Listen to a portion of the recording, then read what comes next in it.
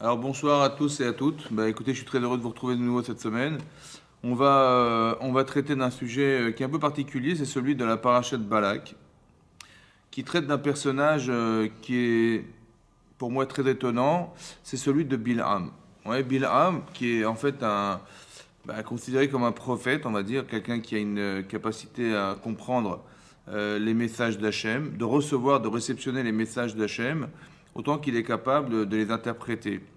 Donc il est capable à la fois, bon, aux yeux des nations, il est capable de bénir, de maudire, et il a aussi, donc il a donc ce pouvoir exceptionnel. C'est marqué, il est écrit dans les Chazal que l'Okam Israël, il ne se tiendra pas parmi Israël, les enfants d'Israël, quelqu'un comme Moshe Rabbeinu au niveau de sa prophétie. L'Okam Israël, qu'est Moshe Od. Donc c'est écrit clairement, il ne se tiendra pas en Israël. Ça veut dire que parmi les enfants d'Israël, on ne retrouvera personne qui soit à l'équivalence, qui est l'équivalence en termes de prophétie que Moshe Rabbeinu. Pourquoi c'est marqué en Israël? Il fallait dire dans le monde. Et on ne trouvera jamais dans le monde quelqu'un qui soit de l'équivalence de Moshe Rabbeinu. Si c'est marqué Israël, ça veut dire que parmi les nations, il existe quelqu'un qui, évidemment, bon, ne sera jamais Moshe Rabbeinu, hein, mais il aura des capacités très grandes, comme on a trouvé chez Moshe Rabbeinu. Oui, c'est connu, la Gemara Brachot explique qu'il était capable de calculer le moment où Hachem se met en colère, qui est un quart de millième de seconde, vraiment très très court, il avait une connaissance exceptionnelle, c'était un homme exceptionnel, Bilham, au niveau de sa chorma, de son intelligence. Il faisait partie comment dire, des proches de Pharaon, ouais, comme c'est marqué dans la Gemara dans Sota. Le traité de Sota, il traite de ça, de ce sujet, quand Paro a demandé à ce qu'on se rassemble autour de lui pour essayer de trouver un stratagème contre les Hébreux à l'époque, et il faisait partie des 3 personnes qui étaient présentes dans son gouvernement. Donc les proches de Pharaon, comme ça dit la Gemara. Donc Bilham, c'est un homme un peu spécial. Et donc, qu'est-ce qui se passe? Donc, l'historique, c'est quoi, en fait? À l'époque, qu'est-ce qui s'est passé? Les Bnei Israël ont fait la guerre contre Og Melech Bashan, qui était un puissant roi, qui est, on ne sait pas si c'est lui ou bien de ses survivants survivants, parce qu'on sait pertinemment que Og faisait partie des gens qui ont été sauvés, qui ont été épargnés du déluge puisqu'il s'est accroché à l'arche de Noé, et c'était un géant. Et donc, si c'est lui, c'est finalement lui qui est là encore vivant, à l'époque de Moshe Rabbeinu, et donc qui est pris vivant et qui a monté une puissance exceptionnelle qui protège Balak, qui était le roi de Moab. Et quand les Israël ont fait la guerre contre ce fameux Og Melech Bashan, ils ont gagné, donc ils ont vaincu Og Melech Bashan, ce géant, et son peuple. Et là, évidemment que Balak, il a eu très peur pour lui. Et donc la Torah nous résume en nous disant, en nous expliquant que il a essayé de trouver comment se défaire des bénis Israël, comment on va se débarrasser d'eux, les chasser d'ici. Il a eu très peur pour son peuple et pour lui-même, et donc il s'est interrogé, et il a interrogé pour savoir quelle était la force des enfants d'Israël, quelle est la force des Juifs. Il a trouvé la force, c'est en fait la parole. Vous voyez, on est des gens qui arrivons à communiquer avec Hachem autant qu'on est capable de parler, de communiquer avec les autres. Et donc, et cette force-là, elle nous donne une puissance exceptionnelle puisqu'on est accompagné d'Akadosh Baruch Hu. Donc, évidemment que cette force-là, on la détient non pas de pas nous-mêmes, mais aussi par le mérite d'avoir Hachem avec soi. Et donc, tout ce que demande Moshe Rabbeinu, et dès l'instant où Hachem l'accepte, c'est tout de suite réalisé. Donc, on a le créateur de la création du monde qui nous suit, quoi. Voilà, c'est ça. Et donc, qu'est-ce que fait Balak? Il essaie de trouver quelqu'un qui a aussi cette puissance par la parole, qui est capable de maudire et de bénir les gens. Et donc, il fait appel à un homme qui s'appelle Bilham, qui est un sorcier, en fait, et qui est aussi qui a une capacité énorme à comprendre Hachem. Et donc, il fait appel à lui pour venir et nous débarrasser selon lui, des enfants d'Israël. Et donc, il lui propose évidemment de l'argent. Et pour essayer de le convaincre, il va envoyer une milice, ouais, des malachim, donc des gens qui vont venir proposer à Bilham de maudire les d'Israël pour se débarrasser. Donc, il lui explique son problème. Et bizarrement, Bilham accepte. Je vous dis pourquoi bizarrement, parce que il sait pertinemment que toute cette force, il la détient d'Hachem. Et il le sait, et il sait exactement que Hachem, ben, c'est le protecteur des enfants d'Israël, c'est lui qui nous a sortis d'Égypte, c'est lui qui a organisé les 10 plaies d'Égypte, c'est lui qui nous a donné la Torah, c'est lui qui nous a permis de gagner ces guerres, c'est lui qui nous a permis de se nourrir dans le désert, c'est lui, d'accord. Donc il est le créateur de la création du monde, et je ne vois pas comment un homme pareil, il peut vivre avec la conviction de pouvoir les maudire, et à la fois la contradiction évidente de savoir que Hachem, il nous a pas sorti d'Égypte pour rien. D'accord. Donc comment imaginer qu'on est des enfants d'Hachem et qu'à la fois il soit capable de penser, d'imaginer qu'il va pouvoir maudire les enfants d'Hachem. Voilà. Ça, c'est un paradoxe qui est incompréhensible. Ça veut dire comment on peut imaginer d'être une chose et son contraire. D'avoir du pouvoir qu'on sait pertinemment nous venant d'Hachem. On sait pertinemment que Hachem, il a sorti les Israël d'Égypte pour effectivement leur donner la Torah. Et maintenant, il vient, il se propose, il dit voilà, j'ai envie de gagner de l'argent, voilà, on m'a promis une somme importante et j'ai pas envie de la perdre cette occasion, donc si ça te dérange pas, je vais maudire les d'Israël. C'est ce qu'il a l'intention de faire en tout cas. Et donc, qu'est-ce qu'il dit il dit à ses envoyés, les envoyés de Balak, il leur dit bah, écoutez, c'est simple, vous allez dormir là ce soir et demain je vous donnerai la réponse. Sans préciser que ça va dépendre d'Hachem. Comme si qu'il était indépendant, monsieur, et qu'il pouvait se débrouiller seul, comme ça explique Rachid. Et donc, il dort, et effectivement, dans son sommeil, il rêve. De quoi il rêve? Parce qu'à l'époque, évidemment, que Hachem ne parlait jamais aux personnes en direct éveillé, il leur parle, mais en sommeil. C'est-à-dire que quand le corps est en sommeil, là, il n'y a plus d'emprise du corps sur la conscience, on va dire, et là, Hachem, il peut s'adresser à la personne en direct. Et donc, à travers son rêve, il rêve d'Hachem qui lui dit qui sont ces gens qui sont avec toi, comme si qu'il ne savait pas, quoi. Alors Rachid expliquait, c'est une entrée en matière. Mais lui dit, tiens, ben, c'est bizarre, Dieu, il ne sait pas tout. Hein. Donc, si il ne sait pas tout, peut-être qu'à un moment donné où il va échapper à ce qu'il devrait savoir, je vais en profiter pour les maudire. Voilà. Et donc, il pense qu'il va trouver un moyen de. Mais bon, évidemment que Hachem, il a fait ça pour en fait rentrer en matière, mais aussi pour le tromper. Vous avez compris? C'est une manière d'introduire. Parce que si quelqu'un il est tzaddik, il ne va pas raisonner comme ça. S'il est rachat, il va raisonner tiens, j'ai trouvé une astuce pour pouvoir échapper à Hachem. Et donc, c'est ce que lui propose. Il lui laisse le choix. Et donc, Bilam, il dit écoute, voilà, il lui explique tout ce que lui a dit Balak, dit la Torah, et il va demander à Hachem il dit je t'en prie, laisse-moi les maudire. Et là, Hachem, il va répondre qu'est-ce qu'il va répondre? Il va répondre Lo taor et ta'am ki baruchu, ne maudit pas ce peuple car il est béni. Et là, Rachid nous explique une chose étonnante. Il lui dit, laissez-moi les maudire. Il a dit, non, ne maudis pas. Ensuite, il lui dit, bah, alors laisse-moi les bénir. Il dit, ils sont baruch, ils sont déjà bénis. Je n'ai ni besoin de ta bénédiction, ni de ta bénédiction, ils sont bénis. Ça veut dire que Rachid dit que c'est comme une parabole. Vous savez qu'un bourdon, un frelon, une abeille, bah, ils ont du dard, donc ils peuvent piquer, ouais, et ils peuvent aussi produire du miel. Il dit, je veux ni de ton miel, ni de ton dard. Voilà. C'est-à-dire que ta méchanceté, la cruelle, que tu veux exterminer le peuple juif, j'en veux pas. Et celle qui est de donner du miel, en disant je vais les bénir, j'en veux pas besoin. Ils n'ont pas besoin de ton miel. Et donc c'est clair, le message est clair. Il lui a dit ne va pas avec eux, ça veut dire bah, c'est clair, ne va pas avec eux. Et donc le matin, il se réveille, il dit, je suis désolé, Dieu m'a demandé de vous dire que je ne pouvais pas venir avec vous. Bon, Rachid explique, ça veut dire quoi avec vous? Rachid a expliqué comme ça. En fait, il est clair le message. Hachem lui dit, écoute, tu n'as rien à faire avec eux, je ne veux pas que tu maudisses les Israël, ne les suis pas. C'est ça le message d'Hachem. C'est ça le vouloir dire d'Hachem. Lui, qu'est-ce qu'il a entendu? Il a dit, ne va pas avec eux. Ça veut dire quoi, ne va pas avec eux? Ça veut dire qu'il a mis du stabilo sur avec eux. Ouais, il a dit, mais ne va pas avec eux. Ça veut dire, évidemment que tu vas y aller, hein, mais pas avec eux. Vous avez compris? Comme ça, il a compris. Et Rachid dit que rien de le kavod qu'il avait. Comment le kavod fait des formateurs de messages, que quand quelqu'un, il est orgueilleux, et ce qui est tragique, hein, c'est qu'il est orgueilleux et il va lire, et il va entendre, à travers le message qu'Hachem lui donne, il va le traduire selon l'intérêt qu'il a de l'écouter. C'est-à-dire, l'intérêt, c'est de maudire. Alors il va dire, Hachem lui a dit, ben, même Hachem, il est d'accord avec moi que ça ne se fait pas, ce qu'il a fait Balak. Il t'a envoyé des rigolos, hein, alors qu'il sait pertinemment qu'il aurait pu me proposer beaucoup plus que ça, parce que là, évidemment, il s'agit de son pays entier.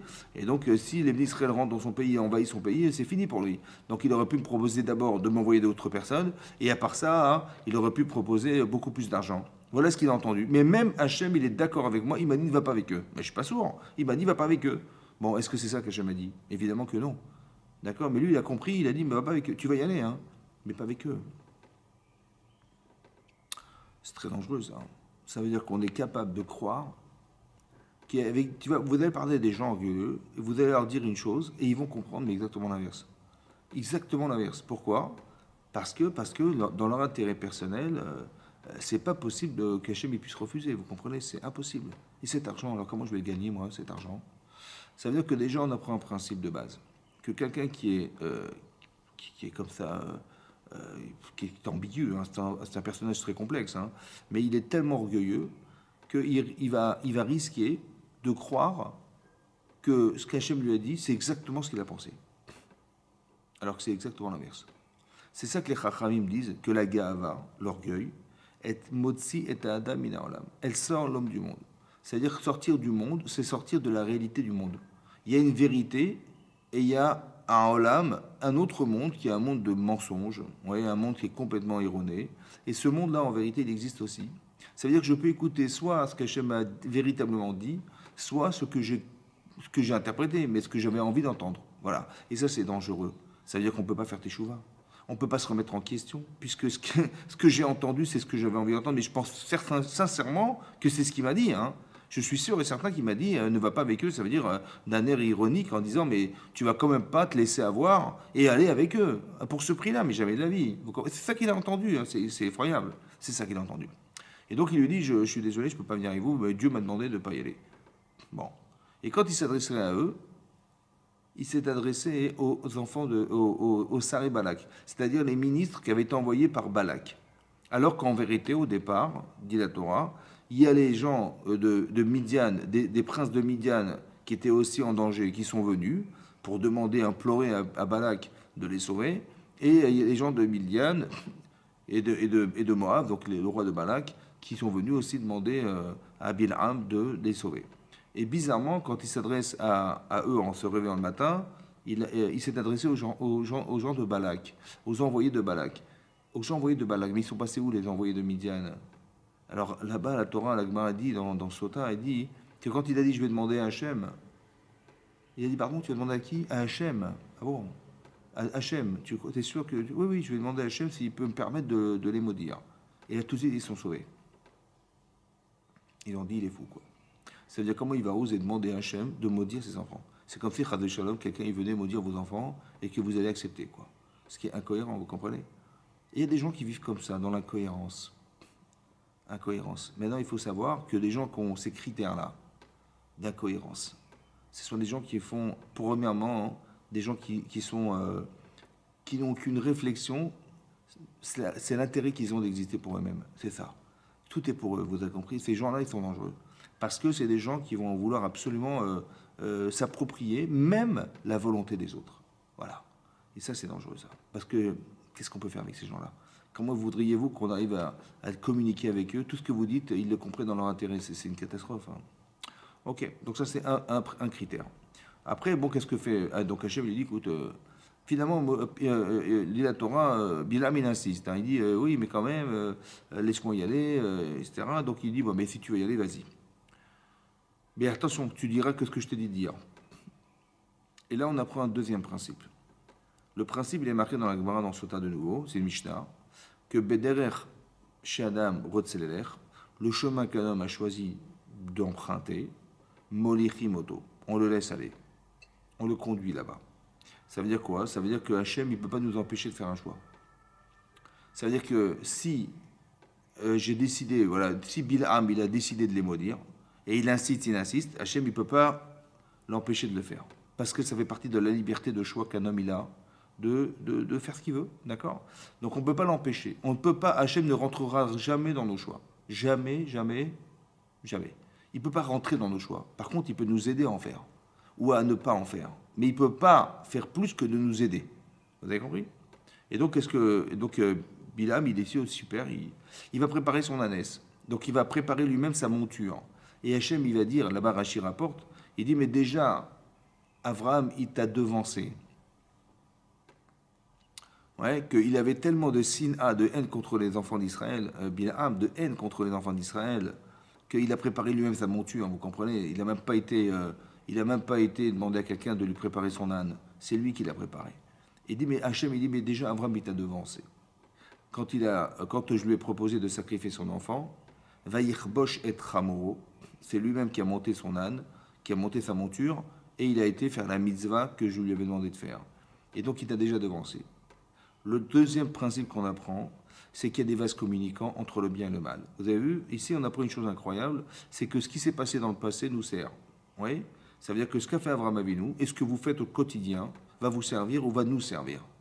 Oui, vous faites des mitzvot, vous faites des choses extraordinaires, vous donnez pour Hachem et pour la Torah, ça servira toujours. Vous avez fait une prière et vous êtes donné, et vous avez fait une mitzvah, vous avez été mocerné, vous avez donné votre âme pour elle, etc. Ça servira toujours. Ça vous servira évidemment, hein, mais ça servira. C'est ce qui est marqué dans le texte de la Torah, que Avraham, il avait déjà précédé le fait d'avoir monté son âne contre cette volonté de ne pas sacrifier son enfant, et cette volonté-là, elle a été réutilisée pour repousser, si vous voulez, la ferveur qu'avait Bilham de nous maudire et de nous détruire.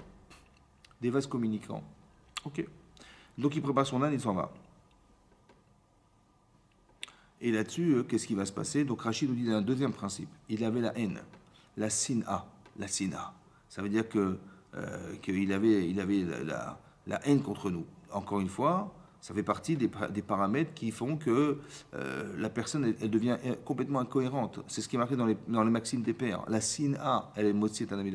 La haine, elle fait sortir l'homme de ses gonds, et donc impossible de pouvoir le raisonner. Et aussi, on a vu la tavat mammon, parce que quand il a dit, bah, écoutez, je suis désolé, je pourrais pas venir maudire, vous accompagner et maudire les enfants d'Israël, Hachem a refusé. Ils ont très bien compris, ils sont revenus voir Balak. Il a dit, écoutez, il a refusé, il a dit que ça suffisait pas. Voilà, il faut donner plus d'argent, il est ok, donc je donnerai tout. Et donc là, à la suite de ça, il va insister auprès d'Hachem pour lui demander d'aller maudire les enfants d'Israël. Et donc on voit qu'il a encore une fois une ta'ava, le plaisir, le désir de l'argent. Ouais. Il adore l'argent des autres, dit Rachi. Ouais. Il aurait été même prêt à dépouiller toute la terre entière pour pouvoir les maudire si c'était possible. Et c'est ce qu'il a dit aux envoyés, vous pouvez me donner tout l'argent du monde, je ne pourrais pas faire plus que ce que Hachem m'a demandé de faire et de dire. Et donc là, il a avoué qu'il dépendait d'Hachem. Mais d'un autre côté, il a démontré aussi, par ce biais, qu'il était avide d'argent et de richesse. Voilà, que l'argent des autres l'intéresse. D'accord. Il n'est pas contenté de ce qu'il a. Au contraire, il aurait voulu tellement être beaucoup plus riche et beaucoup plus riche que tout. Et donc là, on voit qu'il a les trois critères qu'on a cités auparavant. Il a la ta'ava, le plaisir de l'argent.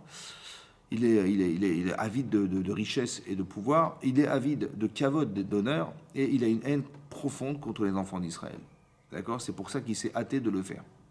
Et ces trois éléments-là, donc il a la totale, lui, il est capable de sortir du olam, c'est-à-dire d'être incapable de pouvoir se gérer. Voilà. Donc qu'est-ce qui va se passer? Et donc ce que je voudrais comprendre, c'est ce problème. Comment ça se fait qu'on ne nous supporte pas? Ça veut dire qu'on voit ici un truc de fou, quoi. Ouais, on est, évidemment, on est sorti d'Égypte. Alors évidemment qu'il va réclamer de l'argent pour ça, c'est vrai, mais on voit qu'il est venu avec une haine incroyable. Ouais. Ce paradoxe de ne pas nous supporter. Voilà. Et c'est ça que je ne comprends pas. Pourquoi les nations, pourquoi les gens ne nous donnent pas un droit d'existence? Voilà. Il y a un niveau d'intolérance et un niveau de... Si vous voulez que... il n'y a aucune tolérance. On ne nous tolère pas, on ne nous accepte pas. Et ça, j'aimerais comprendre pourquoi. C'est un peu ce qui est marqué dans la Torah. Maintenant, ce qui est marqué dans la Torah, dans la Parashat Balak, il y a un autre secret qui est marqué là-bas que je vous donne, hein, ça reste entre nous, bien entendu, c'est que vous avez les petits frères qui sont dans le désert, ils sont au courant de rien, hein. Ils ne savent même pas s'ils se complotent contre eux. Mais qui c'est qui les sauve en fait? Ouais, qui c'est qui manifeste son désir de les sauver? C'est Hachem. Et on ne se rend pas compte qu'il y a des gens qui complotent autour de nous, et on voit que tout se passe bien, et on ne se rend pas compte que derrière, on a été sauvé de complots incroyables qui se montent contre nous. Ça va? On parle notamment Balak qui va aller voir Bilham et qui va dire écoutez, trouve des moyens. Et on voit qu'à chaque fois, on verra bien dans la paracha que à chaque fois qu'il va essayer de les maudire, finalement, il va dire que des bénédictions. À chaque fois, il va dire, mais l'autre, et Balak, il devient fou, mais je t'ai quand même pas fait venir ici pour. Il dit, c'est pas grave, on va se déplacer, on va trouver un autre endroit, peut-être ailleurs là-bas, on va trouver un endroit où on pourra les maudire, parce qu'évidemment, ça dépend évidemment de la situation géographique où tu te trouves. Ça, on ne savait pas, mais c'est ce qui est marqué dans le texte, que Balak, il savait exactement où il fallait se mettre géographiquement pour maudire les enfants d'Israël ou les bénir. Et donc là, on voit que il se déplace à chaque fois qu'il veut les maudire, il ne peut pas dire plus que ce qu'Hachem a prévu. Et ça, c'est extraordinairement puissant. Ça veut dire qu'on voit qu'il ne peut pas se permettre de dire plus qu'Hachem a pensé lui dire. C'est ça. C'est-à-dire il est dans une incohérence incroyable quand même. Comment expliquer que d'un côté, il sait pertinemment que ce qu'il va dire dépend d'Hachem, et comment il va croire que, alors que Hachem, il est le protecteur des enfants d'Israël, qu'il va pouvoir nous maudire, et que sa parole elle dépend essentiellement de celle d'Hachem. Et comment vous comprenez une chose pareille? Alors en vérité, on peut comprendre comme ça. Ce qui est vraiment incroyable, hein. C'est comme ça. Vous savez, quand on fait des mises-votes, on n'a rien à craindre. Mais quand on fait le contraire, ouais, ça veut dire qu'on ne fait pas la volonté d'Hachem, alors là, on peut se trouver dans la jungle. Ça veut dire qu'il y a peu de protection. Oui, quand vous entendez souvent Esther Panim, c'est-à-dire qu'Hachem, il se cache, il n'est pas là, on ne le trouve pas. Ouais. Alors c'est marqué plusieurs fois dans la Torah que si on ne pratique pas les mitzvot, on n'accomplit pas sa volonté parce que la sienne devrait être la nôtre, alors effectivement, Hachem, il se retire. Mais il ne se retire pas parce qu'il n'est pas content. Hein. Il se retire parce que nous-mêmes, on n'a pas la conscience qu'il existe. Alors il ne peut pas être dans le réseau dans lequel on se trouve, et donc il ne peut pas se manifester. Vous comprenez? C'est pas Chas Veshem l'envers qu'Hachem il se retire. Non, il se retire jamais. Hachem il est tout le temps présent, il est toujours là avec nous. Il nous sourit et nous on lui fait la tête. Et donc quand on n'est pas content et on se plaint et on est comment vous dire ou bien on refuse l'existence d'Hachem, et finalement il veut bien mais on lui ferme la porte au nez. Et donc il voudrait bien, il tape à la porte, il essaie de nous expliquer qu'il est là pour nous, mais en fait on n'écoute pas, on l'entend pas. Et donc ça s'appelle Esther Panim, c'est-à-dire qu'il cache sa face. Mais il la cache pas en fait, c'est nous qui avons fermé la porte. Parce que dès l'instant où on se refuse à accepter Hachem, il ne peut pas se trouver là où on ne veut pas qu'il soit. C'est clair et net. Hein. Ras Shalom de croire qu'Hachem il s'en va, il n'est pas content, il ferme les portes. Non, il ne ferme rien du tout. C'est nous qui lui fermons la porte et c'est nous qui nous empêchons d'avoir cette bracha qu'Hachem nous donne en permanence. Et c'est pour ça qu'on ne le trouve pas. Là où il devrait être, on ne le voit pas. Voilà. Mais donc ça peut être tellement violent que on peut arriver à des situations comme celle de Balak et Bilam qui veulent nous maudire, ils veulent nous exterminer, ils veulent nous détruire. Et donc ce qui est bizarre, c'est ça. Comment comprendre ce raisonnement? Comment il a pu de façon logique, parce qu'il n'est pas fou Balak, Bilam, il n'est pas fou Bilam, il sait pertinemment que c'est possible ce qu'il est en train de demander. Il est complètement, a priori il est fou. On dit mais comment il peut demander à Hachem de maudire les enfants d'Hachem qui sont les enfants d'Israël? C'est impossible. Comment il peut demander une chose pareille? En fait, ça peut avoir un sens. Voilà. Parce il est logique, comment il s'appelle Bilham, et donc il connaît quelque chose qui est un secret qu'on devrait comprendre. Et donc il faut savoir que quand on fait des mitzvot, on n'a rien à craindre. Hachem le dit vraiment. Mais si on fait des avérotes, alors regardez toutes les malédictions qui sont marquées dans la parachute Bechukotai et toutes les malédictions qui sont marquées dans la parachute Kitavo. Au total, il y en a 49 plus 49, ça fait 98. Des malédictions, il y en a 98. Donc, qu'est-ce que dit, comment il s'appelle Bilam. Il dit, c'est clair. Il dit, c'est clair. Il dit, voilà, bon, les Israël, ils vont pas faire des mitzvot toute la journée, hein, d'accord? Ils vont bien faire des erreurs, ils vont bien faire des bêtises, d'accord? Et donc, ils vont faire des avérotes, des fautes. Alors, vous savez quoi? Il dit, Hachem, je te propose, c'est simple, hein. Il dit, écoute, laisse-moi les maudire, d'accord? Parce que comme c'est pas possible qu'ils vont tout le temps faire des mitzvot, évidemment que sur les avérotes, les fautes qu'ils auront fait, s'appliquera ma malédiction. Donc, laisse-moi, je t'en prie, les maudire, d'accord? Puisque de toute façon, manifestement, ils ne vont pas toujours réussir. Et cette malédiction, elle va s'appliquer sur eux. Et moi, j'aurais fait ta volonté, puisque les maudire, ça marche. Et deux, j'aurais gagné de l'argent, et même beaucoup d'argent. Alors, je t'en prie, laisse-moi les maudire. Vous avez compris cette logique? Maintenant, vous allez me dire, mais il a fait la volonté d'Hachem, puisque si ça marche, c'était la volonté d'Hachem. Le problème, c'est pas ça, Rabotaï. Le problème, c'est de qui te permet de les maudire. Pourquoi tu t'es présenté comme le rachat qui va maudire les enfants d'Israël?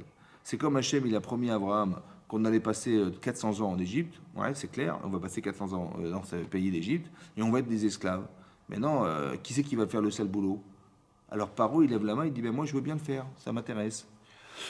Je dis, on va être, tant mieux, Razak, que la Kavod, super. Donc tu vas faire la volonté d'Hachem, puisqu'Hachem a promis à Abraham qu'on allait passer 400 ans en Égypte esclave, et tu vas être l'homme qui va organiser ça. Razak, super.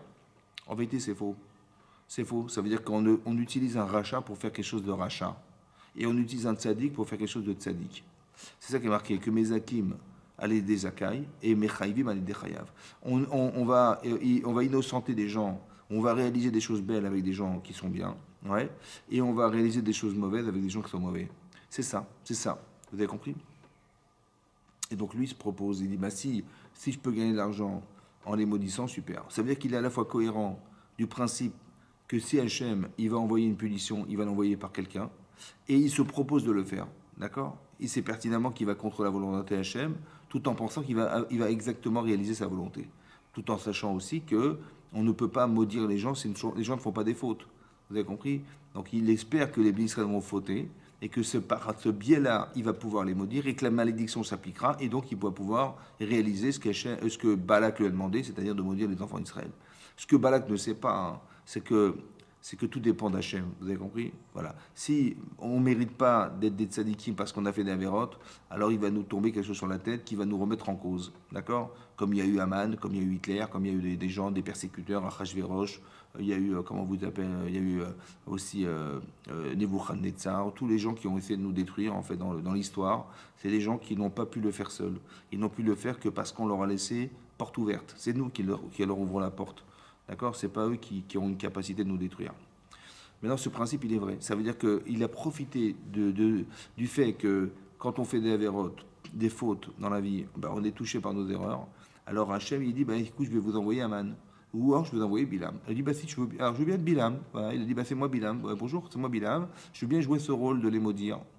Et l'autre, et Balak, il dit, bah ouais, t'as un super pouvoir, alors qu'en vérité, c'est le pouvoir du rachat qui va exercer la volonté d'Hachem de nous faire mal. C'est tout. Vous avez compris? Et donc, c'est ça qui est marqué là-bas.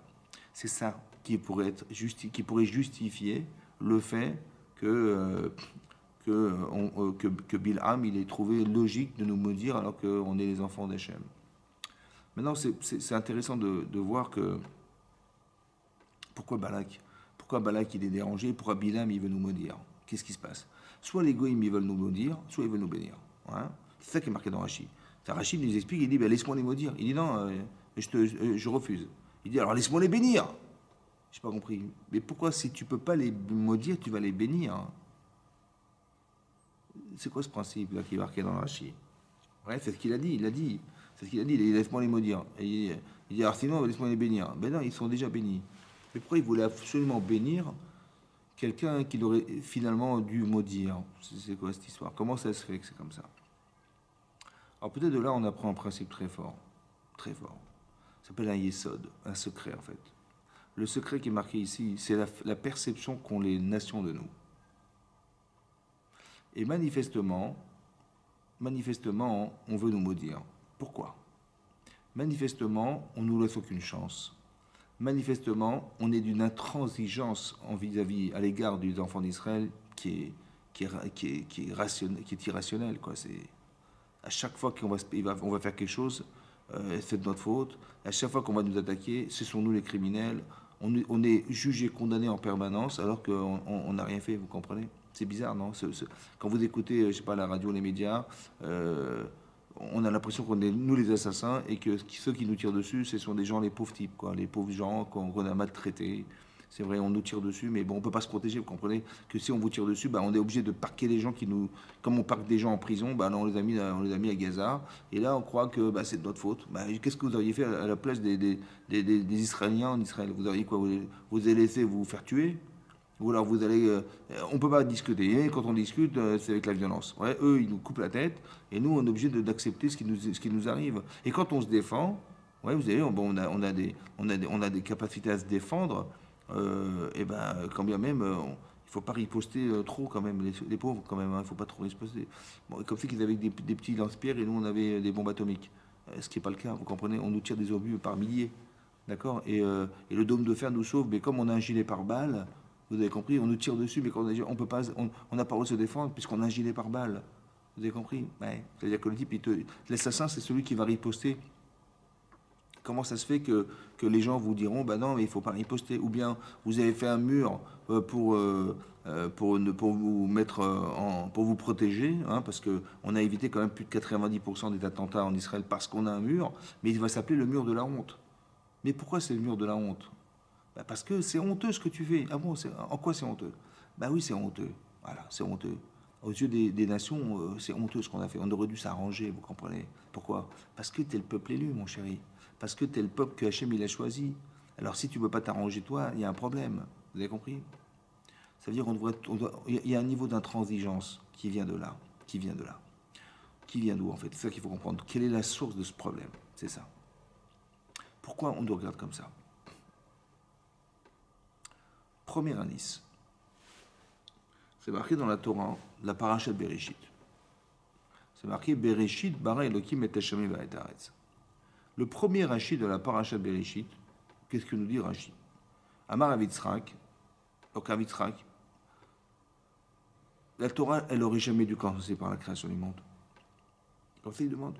Il dit la Torah n'aurait jamais dû commencer par la création du monde. Elle aurait dû commencer par la première mitzvah qui a été ordonnée aux enfants d'Israël, oui, avant même d'avoir reçu la Torah, qui était Achodesh Azelachem, ce mois sera pour vous, dit Hachem, Rosh Chodashim, le premier des mois, qui est le mois de Nissan.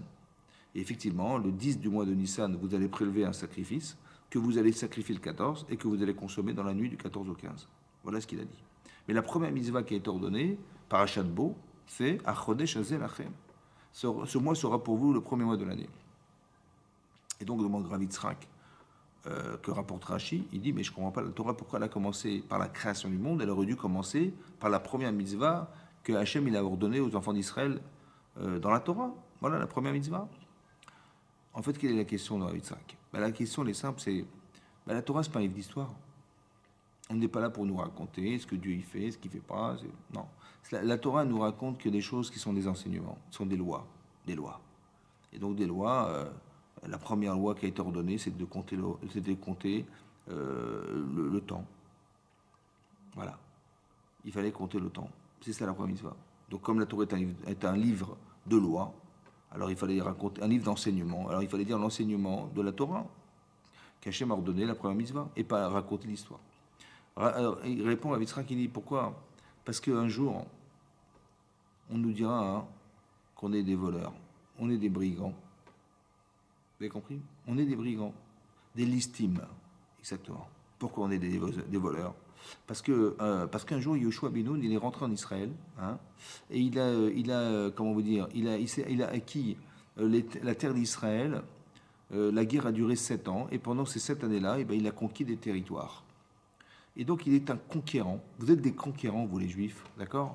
Vous êtes même des voleurs, vous êtes des brigands de terre, parce que vous êtes rentrés en Israël et vous avez pillé toutes les terres, et vous êtes accaparés des terres qui ne vous appartiennent pas. Bon, alors c'est vrai que de l'extérieur, quand vous voyez de l'extérieur, vous voyez Yoshua ben Nun, l'armée d'Israël qui rentre en Israël, alors qu'on sort d'Égypte, on est resté 40 ans dans le désert. C'est vrai que de l'extérieur, on a l'impression qu'on est tous des voleurs, quoi. Voilà, on pille des terres, on est pilleurs de terres. C'est ce qu'ils disent, ils disent vous êtes des voleurs. On leur répond, vous savez, la terre appartient à Hachem. Et donc c'est vrai qu'il vous l'a donné, c'est vrai. Mais de la même manière qu'il vous l'a donné, avec cette volonté de vous la procurer, et avec la même volonté, il vous l'a retiré, il nous l'a donné. C'est pour ça qu'on dit Bereshit bara Elohim et Hashem ve'et haaretz. Hachem, c'est lui qui crée la terre, c'est lui qui décide à qui il la prend, à qui il la donne, à qui il la reprend. Et bien il vous l'a donné, il vous l'a repris, il nous l'a donné. Voilà ce qu'on leur dit. Ok. Ça veut dire qu'il fallait commencer la Torah par la création du monde. Vous savez pourquoi? Parce que monsieur, il a une question, il dit, mais vous êtes des voleurs. Alors il dit, non, on n'est pas des voleurs, attention, on n'est pas des voleurs. Voilà, c'est Dieu qui a décidé, c'est pas nous, on n'a rien volé. C'est Dieu qui a dit à Moshe et à Yoshua qu'on devait rentrer faire la guerre et récupérer ces territoires qu'il avait promis, qu'avait promis Hachem à Avraham, Israël et Yaakov. Voilà, c'est tout. Quoi, tout ça pour ça, quoi. Pour une question. Ça vous choque pas, vous? Que pour une question, que les gens vont dire on est des voleurs, alors il fallait absolument qu'on commence la Torah par Bereshit et pas commencer par la première mitzvah de la Torah. C'est bizarre quand même, non? Si ça a commencé comme ça, c'est que c'est fondamental. Le début. Ça veut dire qu'il faut que tu saches que les gens, ils vont voir des situations, pas comme tu devrais les comprendre, toi, mais comment eux, ils les regardent sans pour autant savoir l'origine de ce que tu vas faire. L'origine de ce que tu fais, c'est un ordre, l'ordre d'Hachem. Et eux, ils croient qu'on est des conquérants, on est des violents, on est des voleurs, vous comprenez. Mais d'où vient cette vision? Pour qu'on soit obligé de leur expliquer, pour que ce soit tellement important que la Torah l'ait cité au début. Pourquoi il y a un niveau d'intransigeance? Pourquoi on traduit ce que nous faisons comme étant, c'est vrai que de l'extérieur ça paraît un vol, c'est vrai. D'accord? Mais pourquoi c'est vu comme ça? Et pourquoi on ne s'interroge pas en disant, mais pourquoi vous faites ça? On ne nous interroge pas. Tout de suite, on nous accuse, on est des listimes, On est des voleurs, des brigands, des voleurs de terre. Au lieu de dire, mais j'ai pas compris, qu'est-ce que vous faites là? On va leur expliquer. Non, non, ils nous jugent sans savoir exactement pourquoi on agit de la sorte. Et d'où vient ça? D'où ça sort ça? Et c'est ça le principe de Bilam. En fait, on dérange, vous comprenez? En fait, on dérange, et pourquoi? Parce que c'est marqué dans le Midrash, il y a le coup de Shimoni. Là-bas, c'est marqué que quand Hachem, il a proposé la Torah, il ne l'a pas proposé au début. Il a proposé au peuple du monde. Et notamment aux enfants de Ishmaël et aux enfants de Esav. Et il leur a dit la chose suivante. Est-ce que vous acceptez la Torah? Et les deux ont dit Maktiv Bar. Mais qu'est-ce qui est marqué dedans? Il a répondu aux enfants d'Ishmaël. Il leur a dit, il y a marqué Lotikzol. Il ne faut pas voler. Ils ont dit, il ne faut pas voler, mais c'est marqué dans la Torah. La Torah témoigne qu'Avram, il a dit à Ishmaël, Yado Bakol. Il aura la main dans tout. Donc honnêtement, ça va être difficile de ne pas voler. Hein. Je te dis honnêtement, c'est pas possible. Bon. Ishmaël, il a répondu, on n'y arrivera pas. Esav, il a répondu, il a demandé, mais qu'est-ce qui est marqué dedans? On lui a dit, mais il y a marqué Lotir Tsar. Il ne faut pas assassiner les gens. Et là-dessus, il a dit Esav, mais je suis désolé, mais j'ai reçu une bracha, moi. On a reçu une bénédiction de mon père, hein, qui était Yitzhak, et qui nous a garanti que Yado Bakol, ça c'était Ishmael, mais lui c'était au Becher Becha Tirye. Dorénavant, tu vivras par le sabre. Donc, si on a cette bénédiction de se défendre par le sabre ou d'attaquer par le sabre, je ne vois pas comment on pourrait éviter de ne pas tuer les gens. Donc, l'Otir Tsar, honnêtement, c'est impossible d'accepter. Et donc, il a proposé la Torah au peuple d'Israël. Maintenant, deux questions. D'abord, pourquoi il ne l'a pas proposé à nous? Et deuxièmement, c'est quoi l'intérêt de la question Maktivba? Ils ont dit, mais il y a marqué quoi dans la Torah? Qu'est-ce que ça sous-entend? Ça sous-entend que... Qu'est-ce qui est marqué dedans? Mais Hachem, il te donne la Torah, il te dit le Hémet, il te donne la vérité. Accepte-la à bras ouverts. Non, tu dis, attendez, je ne suis pas prêt à l'accepter. Dites-moi ce qui est marqué dedans. Ça veut dire quoi? C'est quoi ta question? Qu'est-ce qui est marqué dedans? C'est quoi la question? La question, c'est... Il y a des choses, tu sais, que j'ai pas envie d'accepter. Alors j'espère que tu vas pas me dire l'Otir Tsar.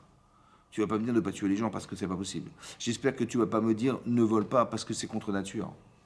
Puisque Avram, Avram, il a béni son enfant Ishmaël que Yado Bakol, et l'autre, il a béni son enfant qu'il aurait toujours le sabre en main.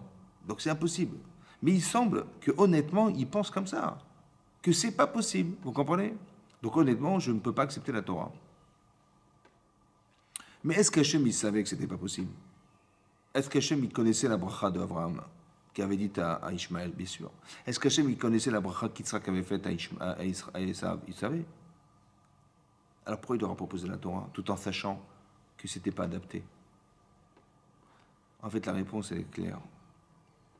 La Torah, elle nous répare. C'est extraordinaire. Hein. Mais lorsqu'on étudie la Torah, lorsqu'on étudie les sujets dans la Torah qui nous posent problème, par exemple, si quelqu'un c'est un criminel, il va réfléchir à la valeur humaine. Il va réfléchir au danger qu'il entraîne sur lui-même de tuer les autres. Il va réfléchir est-ce qu'il a vraiment gagné d'avoir tué, d'accord? Au final, est-ce qu'il a gagné? Ou bien il aurait dû peut-être, plutôt que d'éviter de tuer les gens, peut-être que peut-être de les arranger, c'était peut-être mieux, non? Et que si on tue par haine, ça veut dire qu'on est capable d'éliminer quelque chose qui nous ressemble. Mais si on élimine quelque chose qui nous ressemble, c'est qu'en fait, on vaut ce qu'on a tué, c'est-à-dire on vaut rien, quoi. Parce que si on a tué des gens qui, pour nous, n'avaient pas raison d'être, c'est que peut-être que nous aussi, on n'a pas cette valeur.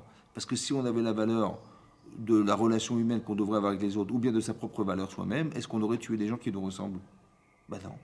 Donc si je tue, c'est qu'en vérité, je déconsidère la valeur que je devrais avoir, puisque si j'avais cette valeur, je devrais trouver chez les autres. Vous comprenez? Et donc quand on réfléchit à ces sujets, on peut éviter d'être un tueur. On peut éviter d'être un voleur, aussi pareil. Donc en fait, quand Hachem leur a demandé est-ce que vous acceptez la Torah, c'est est-ce que vous avez accepté de changer ce que vous êtes. Et ça, ils n'ont pas compris. Ils n'ont pas compris. Quand la Torah elle est là pour nous changer, ce qui est extraordinaire, hein, mais c'est comme ça. Quand vous étudiez la Torah, la chose qui peut vous changer, c'est l'étude de la Torah.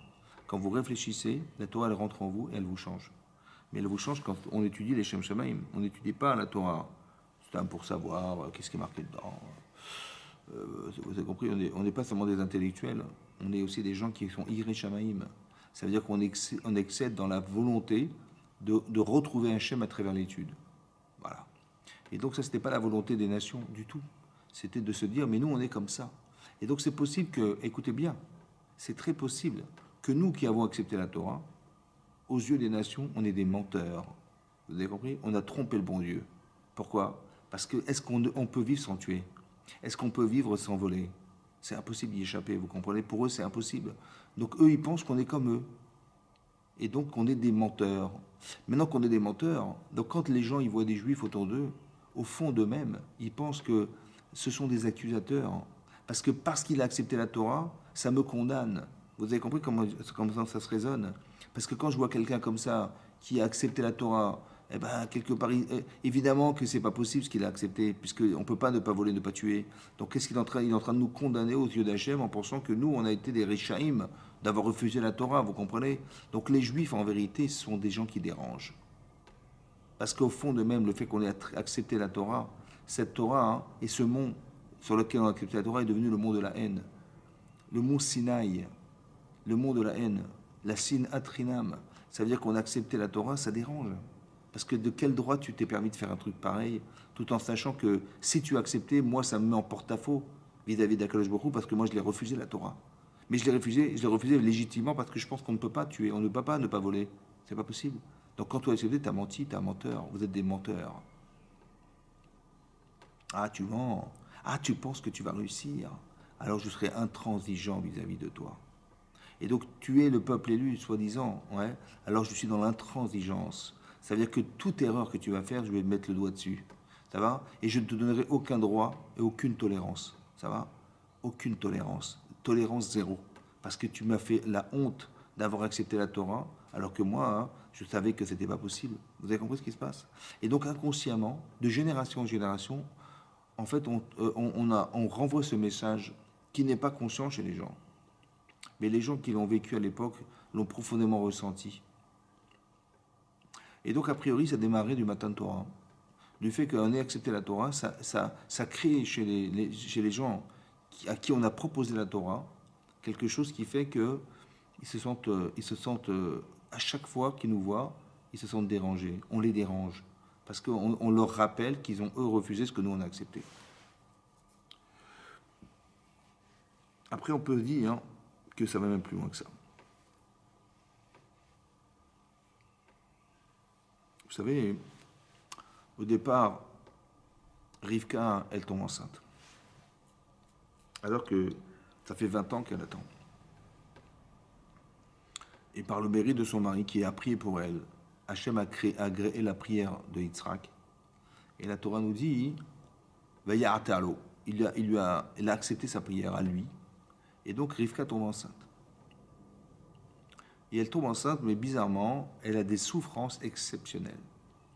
Et elle demande à ses amis, mais votre grossesse, vous l'avez vécue comme ça, avec tellement de douleurs? Ils disent non. Et quelles sont tes douleurs? Mes douleurs, c'est que quand je pense devant un centre d'études de la Torah, parce qu'il y avait les yeshivas de Shem à l'époque, l'enfant veut sortir. Et bizarrement, lorsque je passe devant une maison d'idolâtrie, l'enfant veut sortir. Et je ne sais pas ce qui m'arrive, mais c'est fort, c'est très fort. Il veut absolument accoucher. Il veut absolument sortir du ventre de sa mère. Et ça me fait très très mal. J'ai très mal. Et donc elle va dire une chose effroyable. Elle va dire, Rivka, hein, Imken, si c'est ainsi, Lamazé Anori. Lamazé Anori. Pourquoi cela pour moi? Ce qui ne veut rien dire. Il manque un verbe dans la phrase. Et Rachid expliquait Lamazé Anochi. Pourquoi j'ai tellement désiré tomber enceinte? C'était pour avoir ça. Un enfant contradictoire. Un enfant qui veut étudier la Torah et qui n'est pas dérangé pour faire le contraire, d'aller pratiquer l'idolâtrie. J'aurais jamais voulu tomber enceinte. Donc elle est dans le regret d'avoir engendré des enfants pareils, un enfant pareil. Et là-bas, le Midrash d'expliquer que comme elle a regretté, Alors elle a perdu le mérite d'avoir 12 enfants. Elle aurait dû accoucher des 12 Jvatim. Elle n'en a eu que 2 sur 12, elle a perdu 10. Parce qu'elle s'est plainte de ce qui lui est arrivé. Et finalement, elle va consulter Shem, qui va lui dire, écoute, Shne Goim Bebitner, tu as 2 nations dans ton ventre. Il n'a pas dit tu as 2 enfants. 2 nations. Où le homme, il est homme, yematz. Ils vont tout le temps, ces 2 nations, se confronter. Et là-bas, hein, Rashi rapporte que quand l'une montera, l'autre descendra. Et quand l'autre descendra, bah, l'autre montera. C'est-à-dire que si les Israël sont en haut de l'échelle, bah, les nations sont en bas de l'échelle. Ils sont assujettis aux enfants d'Israël.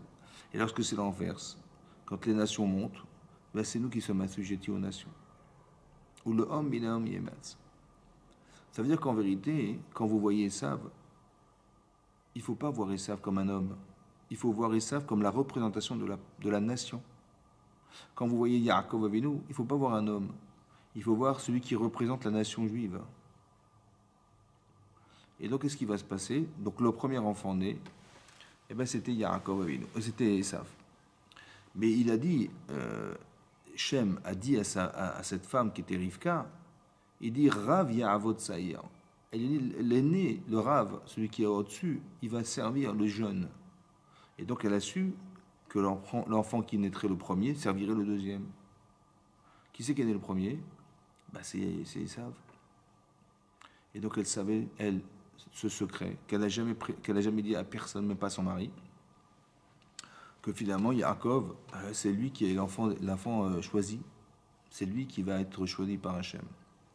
Et c'est vrai qu'ils se sont rapidement, comment vous dire, distingués, bah, que l'un, il était Yoshev Ohanim, Yaakov c'était l'enfant studieux qui étudiait la Torah dans la tente, et l'autre était un homme des champs, Saïd Bepiv, qui était chasseur par la bouche, c'est-à-dire qu'il trompait tout le monde, un escroc. Et donc il avait cette nature-là, comme ça, de... Qu'est-ce qui se passe à un moment donné c'est pas marqué dans le texte, mais Rachid nous rapporte que Esav, il a tué Nimrod, et il lui a volé carrément le vêtement qu'il avait récupéré, qu'il avait lui-même volé qu'il a récupéré de celui de Adam Arishon. Le vêtement d'Adam Arishon que Nimrod avait, il avait des pouvoirs particuliers, et donc il lui a volé ce vêtement. Et donc il arrive, il était fatigué, et il demande à Yaakov, il dit Al-Aïtenina, jette-moi dans la bouche ce plat de lentilles, à Adam Azé. Il dit ok, je veux bien, mais je te le donne à condition que tu me vendes ton droit d'aînesse. Il dit, mais c'est quoi le droit d'aînesse? Il dit, bah, le droit d'aînesse, ça te donne le droit de servir au Beth Amikdash et d'amener des sacrifices, d'apporter des sacrifices. Parce qu'on sait qu'avant qu'on ait fait la faute du Vaudor, ce sont les aînés qui étaient eux au service d'Hachem dans le Beth Amikdash. Il a dit, mais alors qu'est-ce que je vais faire? Il dit, bah, tu vas apporter des sacrifices. Et alors quoi? Il dit, bah, si tu réussis à les faire bien, tant mieux, super, tu fais des mitzvot. Et sinon, bah, tu vas mourir. Comment? Ani olech lamout, je vais mourir. Lamazeli bechora. À quoi me sert ce droit d'aînesse? Et donc il va renier le droit d'aînesse. Et Yaakov, il va lui racheter son droit d'aînesse. Ok. Beaucoup plus tard, lorsque, comment vous dire, que Yitzhak, qui se sentait mourant, il a dit, je vais peut-être mourir dans les années où est morte ma mère. Donc 5 ans avant, il a dit, peut-être je vais mourir comme ma mère est morte à 127 ans. Il a dit, entre 122 et 123 ans, je vais peut-être mourir. Et donc, il a dit à son fils, écoute, prépare-moi des matramim, ça veut dire des plats appétissants, voilà, d'animaux que tu auras chassés pour que je te bénisse, mon fils. Et donc, quand sa femme, qui est Rivka, entend ça, il dit à son fils Yaakov, écoute, il faut vite récupérer la bracha de ton père parce qu'il va la donner à Esav. Il dit, mais comment ça? Mais comment tu veux que je la récupère? Mais je dis, bah écoute, on va lui préparer des plats. Mais j'ai compris, mais je vais lui apporter le plat, mais il va bien voir que je ne suis pas Esav. Il ne pourra pas voir en vérité puisqu'il était aveugle. Et pourquoi il est devenu aveugle? Il est devenu aveugle parce qu'il fallait absolument qu'il bénisse Yaakov. Et puisqu'il voyait et qu'il était entêté à l'idée que c'était Esav qui devait bénir, Hachem il l'a rendu aveugle. Mais en vérité, il est rendu aveugle par son entêtement, vous comprenez? Qu'est-ce que voulait qu'Hachem y fasse? C'est-à-dire qu'il est devenu aveugle par entêtement de ne pas vouloir bénir Yaakov et vouloir bénir Esav. Et qu'est-ce qui va se passer? Il va se déguiser, Yaakov. Il se déguise. Il s'habille en Esav. Mais il a la voix de Yaakov. Et donc son père, il va douter, mais finalement, il va le bénir. Et lorsque Yaakov sortira de la tente, Esav, il revient de la chasse, qui part à la chasse, perd sa place. Et donc il va dire à son père, voilà, papa, je t'ai préparé les plats que tu m'as demandé, tu peux me bénir? Il lui dit quoi, mais qui tu es toi? Il dit, bah je suis Esav, ton aîné. Il dit quoi? Mais ta bracha, mais je l'ai donné à ton frère. J'ai compris que c'était ton frère. J'ai douté en fait, mais j'ai compris que c'était lui. Il dit quoi? Waouh, mais ça veut dire quoi? Donc il a. Il a crié, il a fait un cri énormissime, très très fort et très amer. Esav. Et il a dit une chose incroyable, il a dit, ah j'ai compris pourquoi il s'appelle Yaakov Avinu. Yaakov. Yaakvinisé Pa'amaim, il m'a trompé 2 fois. Yaakov, Yaakvinisé Pa'amaim. Il m'a trompé 2 fois. Un, il m'a trompé en me prenant ma Bechora, en me l'achetant. Et 2, en me prenant ma Bracha. Son père, il dit quoi? Qu'est-ce que tu as dit là? Il dit, bah, il m'a pris ma Bechora. Comment ça, il t'a pris? Bah oui, je l'ai vendu. Comment ça, tu as vendu? Ah, donc c'est lui, Bechor. Ah, Gambarouchi Hachem. Ah, j'ai compris pourquoi Hachem il m'a fait ça. Parce que le vrai Bechor, c'est pas toi. Et sur ce, il va dire, mais je comprends pas, mais je comprends, mais papa, mais tu as qu'une seule bracha, tu peux pas me bénir d'une autre bracha. Il a dit, ben je peux pas, j'ai donné à ton frère. Il dit, mais t'en as qu'une. Et là, il va lui dire une bracha. Il va dire, im tarid, si tu es en souffrance, à la parakta ulome alecha, tu pourras retirer le joug qui est sur toi. Qu'est-ce que ça veut dire si tu es en souffrance? Rachid dit, si tu es en souffrance, de voir que finalement, tu pouvais peut-être mériter la bracha. Pourquoi? Parce que quand tu verras les Bnei Israël faire des avérotes, tu verras les Bnei Israël fauter, tu auras un prétexte. Lequel? De dire, tu vois, tu m'as privé de la bracha, de la bénédiction parce que j'étais rachat. Mais est-ce qu'eux, ils la méritent vraiment? Tu vois bien qu'ils font des avérotes. Alors quand tu verras ça, tu prendras ton sabre. Au Becher Beratirier. Tu vivras avec. C'est-à-dire que tu seras là pour les maltraiter avec le sabre parce qu'ils n'ont pas mérité ce que tu leur avais pris, c'est-à-dire la bracha. Tu as un prétexte. Vous avez compris ce qui se passe? Ça veut dire qu'on est tout le temps pris pour des voleurs. Yaakvinisé par Amaïm. C'est vrai que de l'extérieur, c'est dur de comprendre ce qu'a fait Yaakov Avinu. Parce que c'est un escroc. Il lui a volé sa bracha. Il a trompé son père. Mais est-ce qu'il a trompé son père? C'est ça qu'il faut comprendre. Regardez un peu plus profondément. Son père, il s'est trompé. Yitzhak, il s'est trompé, en fait. Il a cru qu'il fallait absolument donner la bracha à Esav. Mais il ne savait pas que Yaakov avait racheté sa Bechora.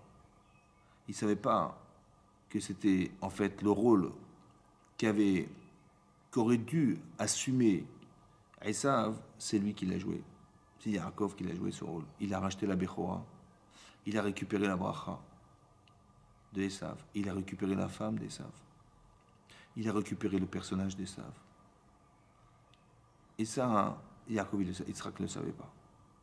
En vérité, la bracha qui revenait à Esav, eh ben, elle est revenue à Yaakov Avinu à travers ce qu'il a accepté d'être Esav. Vous comprenez ça? Parce que je vous explique une chose.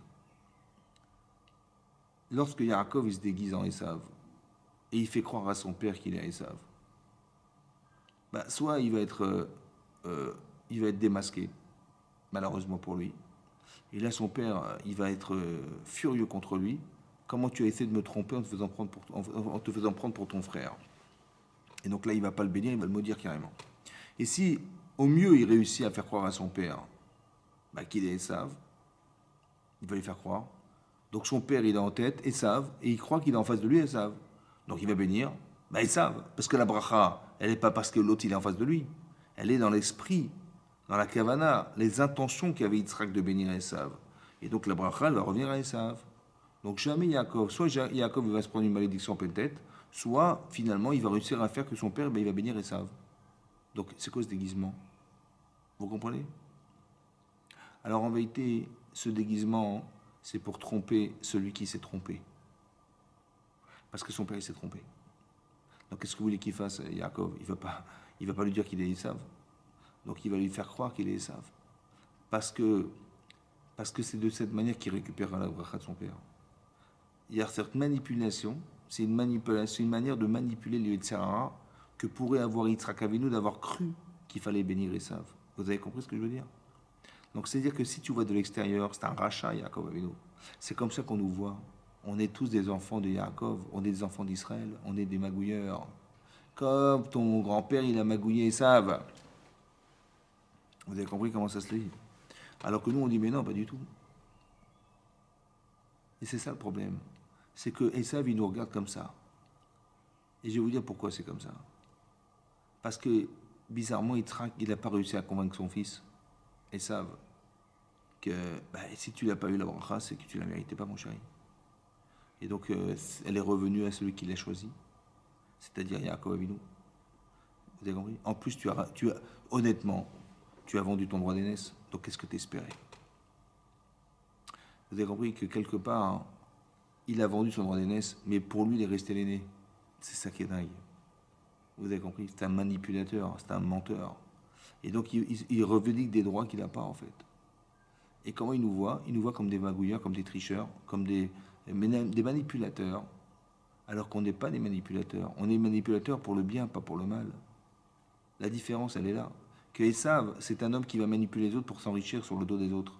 Alors que nous, on n'a pas du tout envie de faire ça. La manipulation qu'on utilise, c'est pour détourner l'Yetzara de nos envies de faire des avérotes. Ou bien de détourner la fausse décision qu'avait eue Yitzhak de bénir son fils Esav. C'est ça la manipulation. Mais elle est l'Echem Shamaïm, elle n'est pas pour magouiller, pour tricher. Et donc on nous voit comme ça. Mais comment ça se fait que nous, on a cette faculté à le faire dans le bien et eux, pas dans le bien? Parce qu'on descend d'Abraham, parce qu'on descend d'Israël, parce qu'on descend de Yaakov, parce qu'on est passé par l'Égypte, parce qu'on a eu des souffrances exceptionnelles qui nous ont transformés et qui nous ont rendus des gens capables de relativiser. Des gens, la souffrance, elle nous permet de relativiser, elle nous permet de nous soumettre, elle nous permet d'être humble, elle nous permet plein de choses, et de nous remettre en question, de se sentir petit et d'accepter Hachem. Mais ça, c'est ça que l'Israël.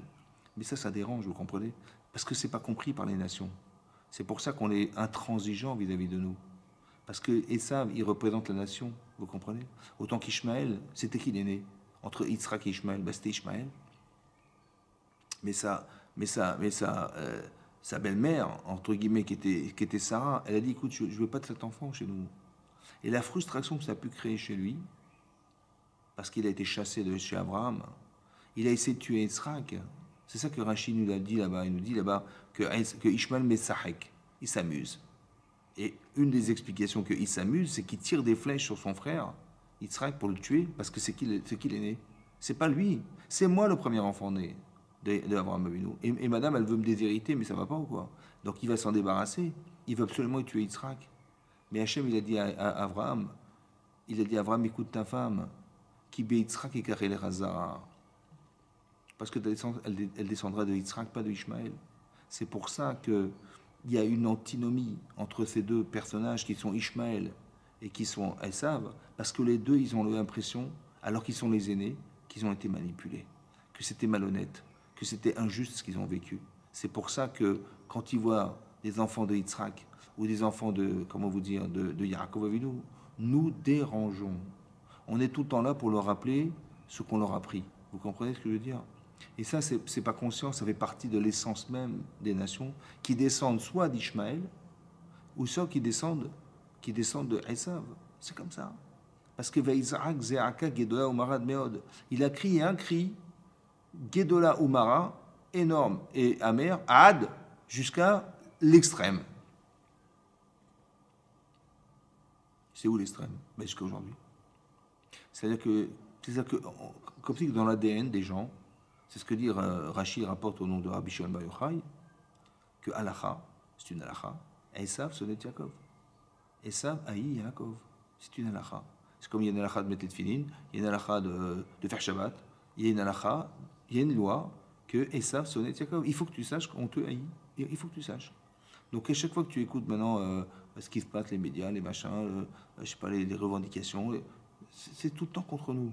Parce qu'au fond de nous, c'est ça, on nous en veut. Alors écoutez-moi bien. Les goïms vont nous dire, écoute, tolérance zéro. D'accord? Maintenant, tu penses que tu es le peuple élu, le peuple choisi. Alors j'exige de toi que tu sois le meilleur. C'est pour ça que soit on veut nous détruire, soit on veut nous bénir. Vous comprenez? Soit on veut nous maudire pour nous dire, mais à cause de toi, je suis en porte-à-faux avec le Créateur. Parce que tu as accepté quelque chose qu'on ne doit pas accepter. Soit, si tu penses vraiment que tu l'es, alors tu dois être le meilleur. C'est pour ça qu'il y a une tolérance zéro. Il faut que tu sois toujours le meilleur conseiller, le meilleur médecin, le meilleur avocat, le meilleur tout. Puisque c'est toi qui prétends que, alors sois le meilleur. Vous avez compris? C'est ça la pression exercée par les nations contre nous. Et bien, si tu y arrives, alors je te bénirai. Et si tu rates, je te mets un coup de sabre. Vous avez compris? C'est comme ça que ça se résonne. C'est pour ça que c'est tellement, tellement profond que c'est ça. C'est pour ça que la Torah elle démarre par ce principe, par ce dogme, par cet axiome, lequel que on est des voleurs. Vous comprenez? On est des voleurs de terre. Voilà, on est des voleurs de terre, c'est ça. Mais pourquoi c'est une question de terre? C'est pas grave. C'est pas la terre le problème. C'est que c'est un argument pour nous dire, mais vous n'avez rien à faire ici. Ouais. Vous nous dérangez. Vous nous avez dérangés. Ouais. Parce qu'en acceptant la Torah, quelque part, on a été frustrés que nous, on n'ait pas été choisis. Et nous, honnêtement, on a dit que ce n'était pas possible de l'accepter. Il fallait qu'Hachem change la loi. Mais Hachem dit, je ne peux pas changer la loi. Elle est comme ça, c'est vous qui devez changer, ce n'est pas la loi qui doit changer. Et ça, ce dilemme-là, il est jusqu'à présent présent ici. Ça veut dire que Hachem, il va dire à Balak et à Bilam, il va dire, mais si tu veux maudire les Israël, ça ne marchera pas. Et si tu veux les bénir, j'en veux pas. Pourquoi? Mais ça n'est vrai que quoi?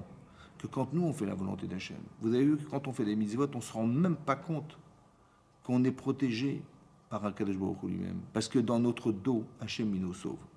Tout ce que vous lisez dans la paracha de Balak, c'est une chose qu'on n'a même pas su. On est dans le désert, on est en train d'étudier la Torah, on mange la manne, on ne se rend même pas compte de ce que derrière, que tout ce qui se manipule dans notre dos, on ne se rend même pas compte. Mais qui c'est qui nous aide? C'est parce que c'est Hachem. Mais ça, c'est à la condition qu'on soit partenaire avec Hachem. Et Hachem ne peut pas te sauver si toi, tu n'es pas partenaire avec Hachem. Tu ne fais pas les mitzvot comme il faut. Tu n'as pas d'aïrat shamaim de faire attention à ce que tu fais, à ce que tu dis, à ce que tu racontes, est-ce que tu manges. Fais attention, parce que tu es juif. Et alors, si tu fais vraiment la volonté d'Hachem, alors Hachem, il est partenaire. On est partenaire. On a la hirat shamaim, c'est la conscience qu'Hachem existe. Cette conscience, on en a besoin, parce que c'est ça qui nous sauve. Vous comprenez? C'est ça. Et donc, si on est avec Hachem, on n'a rien à craindre. Que dans notre dos, Hachem nous sauvera. Même si on n'est même pas au courant. Si on est au courant, tant mieux. Si on le voit, tant mieux. Mais si on ne sait même pas, de toute façon, il faut savoir que ça se passe comme ça. Il y a des gens qui complotent contre nous, mais tous leurs projets, tous leurs dessins, ils s'annulent. À la condition que tu fasses les mitzvot.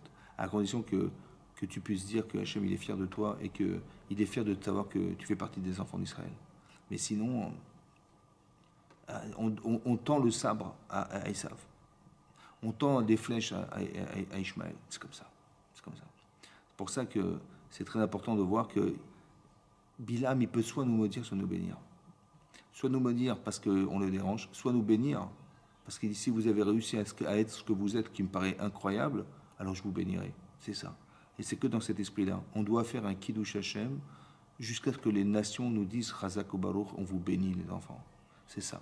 Voilà. Cette pression elle est sur nous, parce qu'on est le peuple élu, parce que Hachem nous a choisis. Alors, on n'a pas le choix que d'être des tzadikim, et on est capable de l'être.